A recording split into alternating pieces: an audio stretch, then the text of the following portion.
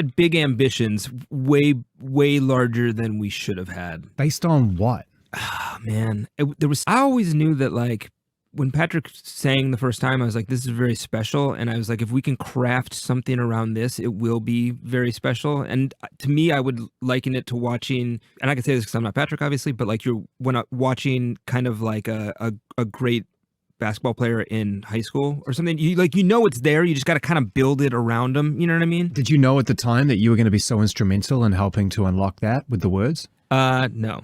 No, because we didn't even do that at first. I was trying to, I wanted to write songs. That was the whole thing. I didn't know anything about singing. I didn't care about singing. It was just one of those things where it was a means to an end. I was showing them my songs and they're like, oh, well, do you want to sing? I'm like, yeah, but what do you think of the song? You know, that was the thing. And I didn't really even care about my lyrics. And that was, I think, obvious. and Pete was like, maybe I should do this part. It's really blind luck to find that person, you know, to find somebody that you write with like that. And when you do, it's like, it's amazing because because like I said, the whole point for me was I wanted to write songs. That was I like composing. I like composing music. I'm not one of those people that keeps a journal and has like all of these deep thoughts that I want to share with the world. I have to make music. And there's something about when Pete sends me words, it's like Christmas morning, you know, and I open them up and it's like, I don't even write. I'm just reading them and it writes itself. I did this. Patrick's job with me beyond words is like interpreting, because I must have eaten too many like lead paint when I was a kid or something. Like all my stuff is like a little bit off, you know, like how I see movies and how I hear music. It's all like a little not correct. So I'll tell Patrick, I'm like, what if it was like this mixed with this? And like anyone else on the planet would be like, that makes zero sense. You're not speaking like an artist. You don't know what you're talking, you know. But Patrick's like, oh, do you mean this? And I'm like, exactly. And then the next iteration is exactly what I meant. Yeah, I was talking about this. Someone was asking me about this, like, because, you know, they're like, well, so when you use his words, you use all the words he sends. Like, I'm like, it's really hard to describe the way Pete writes, because it's like living in his brain for a minute. Like it's not really like, it's not linear at all. It's not linear. It's not like he doesn't sit down and write songs. He just writes thoughts, and you find all these thoughts. And then so a lot of times I'm taking whole, you know, stanzas or whatever, but then sometimes I have to move things around, and every so often I have to add some connective tissue, you know, a couple words here, and he knows it's weird because you don't remember. It's the weirdest thing I've ever seen. He doesn't know which words he wrote and didn't write, but every time he's like, if you add a non-Pete word, he's like, I gotta change that. I don't remember that. and it's like, now it's one of those things where now I've gotten better at it. Where with connective stuff, I'm like, how do I do this? This is how Pete would say that. You know, like whatever. It was like back in the day. It was like Patrick's like, what's the difference between cry and weep? I will kill you. Like this, they're the same thing. I'm gonna kill you now. So this was back when I would try to write the lyrics. We would get into these arguments because I was all about the aesthetic. I really like alliteration. I really like the sound of words. I like, you know, chewing on words and the way that the rhythm flows and all those things. So the sound of it is very, very important to me. And I would have, you know, this line where, you know, every, you know, with the alliteration and the rhythm and everything was locked. And Pete would be like, no, you got to change that one word. And I'm like, and you would submit, like, you'd be like, change this one word to 40 words. Yes. And we were texting each other the other day. Like, it's weird sometimes being us, because we're really similar dudes, completely wildly different dudes. You know what I mean?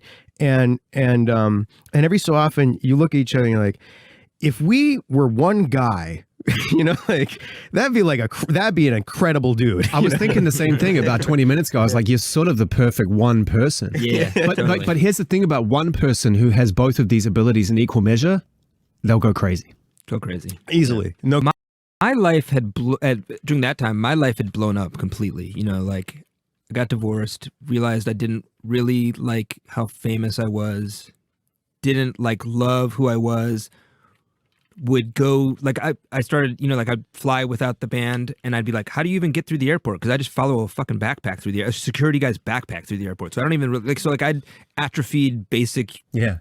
Arrested Development. Yeah. And like stuff I just didn't even get because you didn't need it. You know what I mean? So, and I think that, like, so for me, I needed to take time to just like become a real person. You know what I mean? Like I didn't like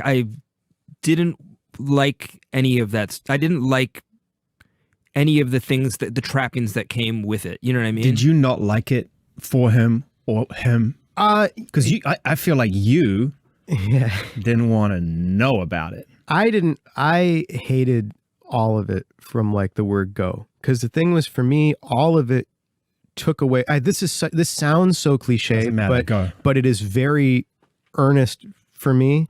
Is the only reason I'm here is music. That's what I want to do. I don't care about any of the rest of it. Yeah. Literally, genuinely, I just enjoy the making of it. There is a great joy to playing a show and having people respond to it. That is not even the thing that gets me. I like the creating of music. I have to be in a studio and I have to be working. And the thing, you'd have to go to this party or this meeting or this thing. It all started, this photo shoot every day. It was like, I want to be in a studio. I want to be working. I want to be composing. That's what I get up for. And I couldn't do it anymore. I couldn't do all the other stuff. I couldn't do all the the lights and the thing and the red carpet and the, and Pete got thrown into it. I think it's weird watching it from the outside. And then what you asked, it was really upsetting actually, because I feel like Pete is an interesting dude. Whatever, you talked about me singing, I'll talk about you. Pete's an interesting person and always was.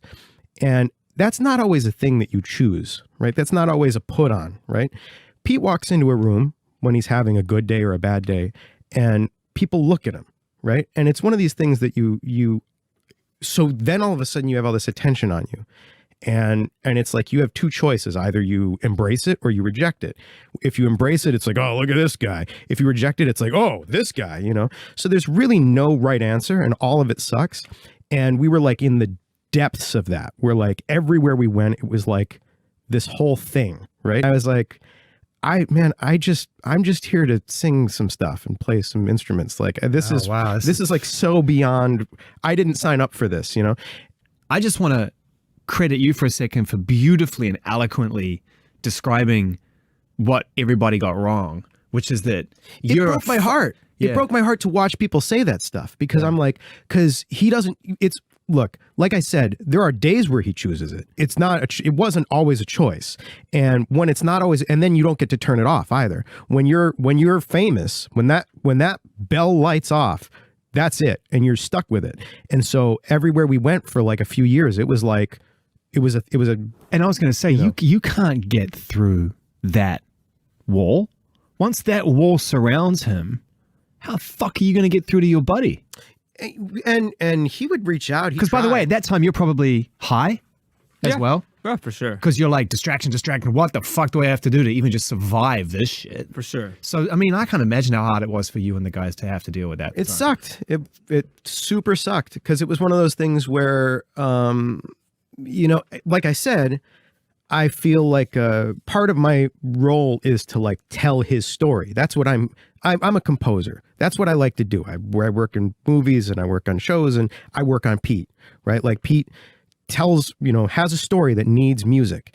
And if he's removed from himself, if he's not even able to access himself because he's behind all of this stuff. What story can you tell? I don't have a story. Yeah. So not only did I not have my buddy, like, which was heartbreaking in its own way, but then I also don't have a purpose as an artist. You know what I mean? Like that was rough. Like in another life where I didn't have a Pete, if I wrote a song, because Saturday I wrote most of that I did write most of that by myself, right?